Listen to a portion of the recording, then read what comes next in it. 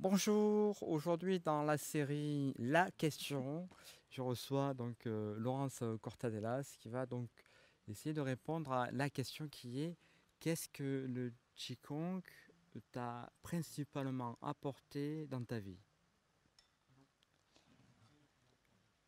Pour moi, c'est assez clair. C'est ce dont on parlait un petit peu par rapport à la première question. C'est vraiment cette joie du vivant, cette joie du corps.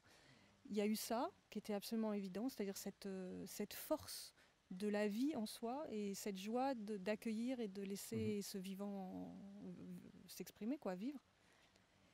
Et il y avait aussi quelque chose qui fait que la période où me suis vraiment plongée dans le Qigong, et j'ai beaucoup travaillé, beaucoup appris, beaucoup formé, etc.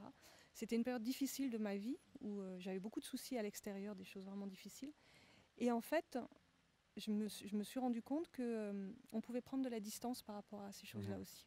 Et ça a été vraiment important pour moi parce que j'avais des soucis, je les laissais à la porte, je pratiquais, j'étais heureuse, et après je retrouvais mes soucis. Et C'est donc ça, ouais.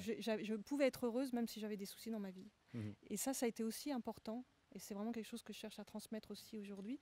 C'est que les difficultés de la vie et les soucis qu'on peut avoir, on les entretient aussi.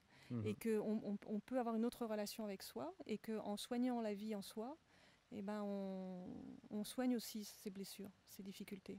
Tout à fait. Et que du coup, on est encore plus dans cette joie.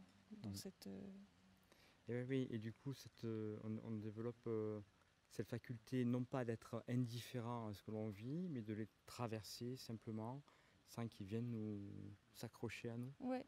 Oui, et puis c'est surtout que moi je l'ai vu en travaillant avec des maîtres de méditation, par exemple, ou des choses comme ça. C'est des gens qui sont justement pas du tout indifférents, au contraire. Ils sont des fois même très réactifs avec des colères Ouais. monstrueuses, etc. Mais par contre, ça dure pas. C'est-à-dire qu'une fois que c'est fait, ben, on passe à autre chose, quoi. Mhm. On s'attache pas, on n'entretient pas. Eh oui. Et nous, on est souvent très négatifs et on rumine, on entretient, on Mhm. garde les choses. Alors qu'en fait, encore une fois, pour revenir au monde animal, par exemple, qui est un grand maître pour moi, c'est de voir la fluidité des états, c'est-à-dire la capacité à passer d'un état à un autre très vite. Mhm. Et ça, le Qigong me l'a beaucoup C'est ça, apporté. ouais. C'est-à-dire cette fluidité, cette facilité à changer d'état. On dort, 2 secondes après, paf, on est réveillé, 2 secondes après, on rit, après, on pleure. Mais voilà, ça passe. Sans s'y accrocher. Ouais. Voilà, il y a une grande Mhm. fluidité. Ouais. Et ça, je trouve ça, c'est un beau cadeau. Eh oui, Mm. tout à fait. Ouais. Mm. Merci beaucoup, Laurence. Merci à toi.